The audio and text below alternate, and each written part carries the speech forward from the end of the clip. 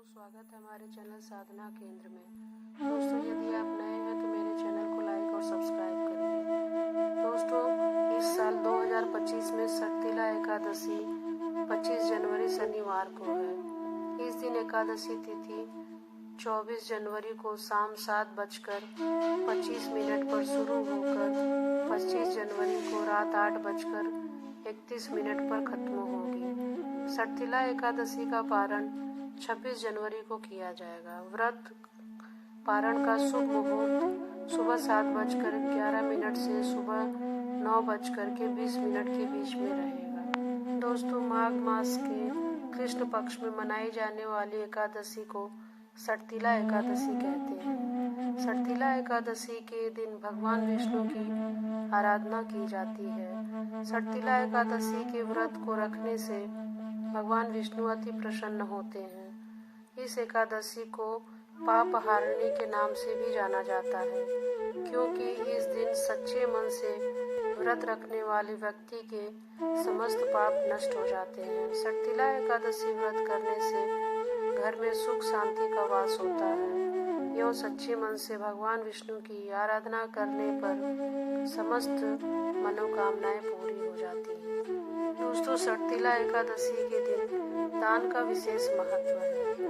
इस दिन तिल के प्रयोग एवं दान का विशेष महत्व है। हिंदू मान्यता के अनुसार शक्तिला एकादशी के दिन अगर कोई व्यक्ति 6 प्रकार से तिल का प्रयोग करे तो उसे समस्त पापों से मुक्ति मिलती है अथवा स्वर्ग लोक में हजारों वर्षों तक सुख भोग की प्राप्ति होती है। आइए जानते हैं 6 प्रकार से कैसे तिल का प्रयोग कर सकते हैं। प्रथम है, तिल मिश्रित जल से स्नान करने से मनुष्य पापों से मुक्त हो जाता है। दूसरा है तिल का उपटन। तिल का उपटन लगाने से भी धीरे धीरे शांति, सुख आदि की प्राप्ति होती है। तिल मिश्रित जल का सेवन करने से इससे भी दोस्तों शुद्धिकरण तन मन का भी होता है। पांचवा है तिल का भोजन। तिल का प्रयोग हमें खाने में करना चाहिए, जिससे कि मन का शुद्धिकरण होता है। तिल से हवन करने से हमें शुभ फल की प्राप्ति होती है। इसके साथ ही भगवान विष्णु को तिल और उड़द मिश्रित भोग भी लगाएं। आइए जानते हैं शक्तिला एकादशी व्रत कथा। दोस्तों, बहुत समय पहले की बात है। प्राचीन काल में एक नगर में एक ब्राह्मणी रहती थी। वह भगवान श्री हरि विष्णु की परम भक्त थी और उसके निर्मित सभी व्रतों को पूरे विधि विधान से करती थी। व्रत करने की वजह से ब्राह्मणी का तन तो शुद्ध हो गया, परंतु वह कभी भी अन्न का दान नहीं करती थी। अन्न दान न करने के कारण मृत्यु के पश्चात वैकुंठ लोक पहुंची, तब उसे खाली कुटिया ही मिली। खाली कुटिया देखकर ब्रह्मचारिणी ने भगवान से पूछा कि हे प्रभु, वैकुंठ लोक में आने के पश्चात भी मुझे खाली कुटिया ही क्यों मिली?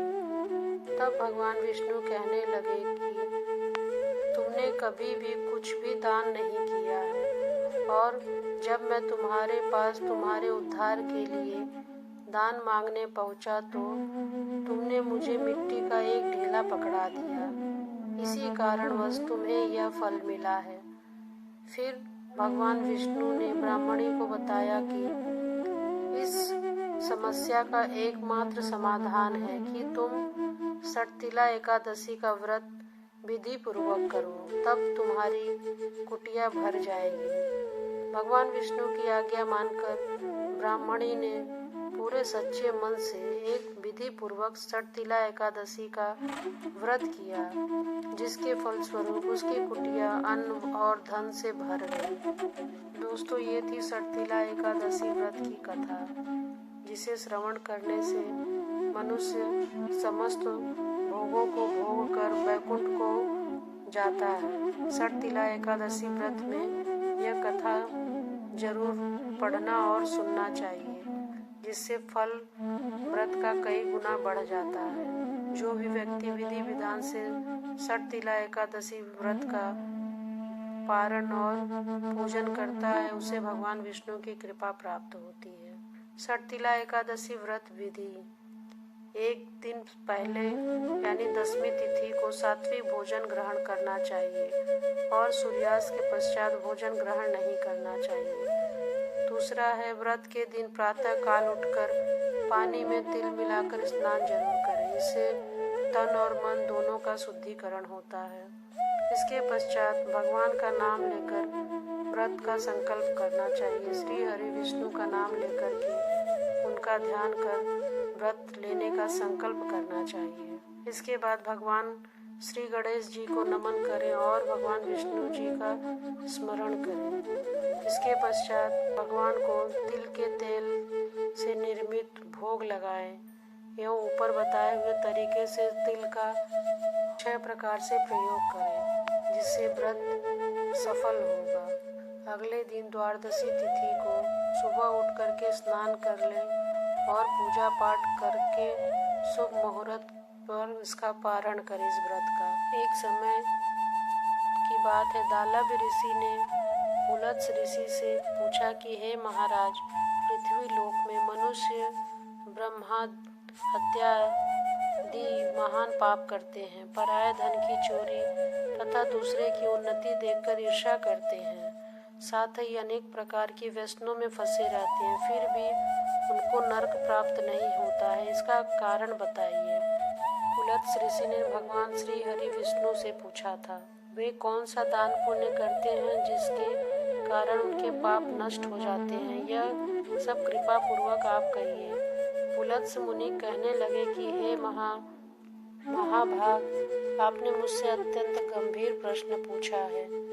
इससे संसार के जीवों का अत्यंत भला होगा। इस भेद को ब्रह्मा, विष्णु, रुद्र तथा इंद्र आदि भी नहीं जानते, परंतु आपको यह गुप्त तत्व अवश्य बताऊंगा। उन्होंने कहा कि माघ मास लगते ही मनुष्य को स्नान आदि करके शुद्ध रहना चाहिए। इंद्रियों को वश में कर काम, क्रोध, लोभ, मोह, अहंकार, ईर्ष्या तथा द्वेष आदि का त्याग कर भगवान विष्णु का स्मरण करना चाहिए।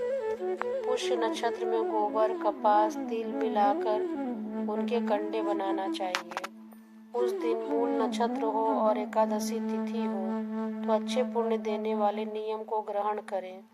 स्नान आदि से निवृत्त क्रिया से निवृत्त होकर सब देवताओं के देव श्री भगवान का पूजन करें और एकादशी व्रत का धारण करें। रात्रि को जागरण करें और इसके दूसरे दिन धूप, दीप, नैवेद्य आदि से भगवान का पूजन करके खिचड़ी का भोग लगाएं। तत्पश्चात पेठा, नारियल, सीताफल या सुपारी का अर्घ दें और देव की स्तुति करें। और हे भगवान, आप तीनों को शरण देने वाले इस संसार सागर में फंसे हुए का उद्धार करें। हे पुंडरीकाक्ष, हे विश्वभावन, हे सुब्रह्मण्य, हे पूर्वज, हे जगतपते, आप लक्ष्मी जी सहित इस तुक्ष अर्घ को ग्रहण करें। इसके पश्चात जल से भरा कुंभ ब्राह्मण को दान दें तथा ब्राह्मण को श्याम गौ और तिल पात्र देना भी उत्तम माना जाता है। तिल स्नान और भोजन दोनों ही श्रेष्ठ है। इस प्रकार जो मनुष्य जितने तिलों का दान करता है उतने ही 1000 वर्ष तक वह स्वर्ग में वास करता है।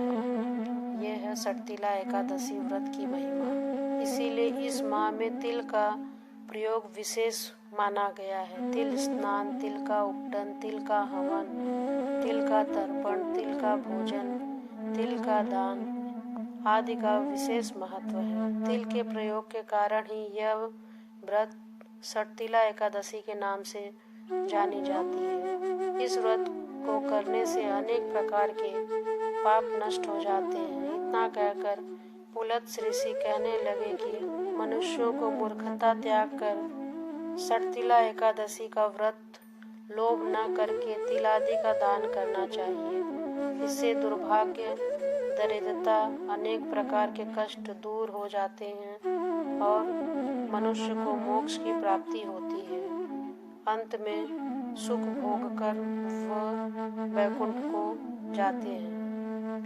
इस दिन तिल का दान बहुत ही महत्वपूर्ण है। जो व्यक्ति जितना तिल का दान करेगा उतने वर्ष तक वह स्वर्ग में निवास करेगा। दोस्तों, ये थी सठतिला एकादशी व्रत की महिमा। आप सभी एकादशी व्रत रखिए और भवसागर से तरकर वैकुंठ गमन करिए। ओम नमो नारायणाय।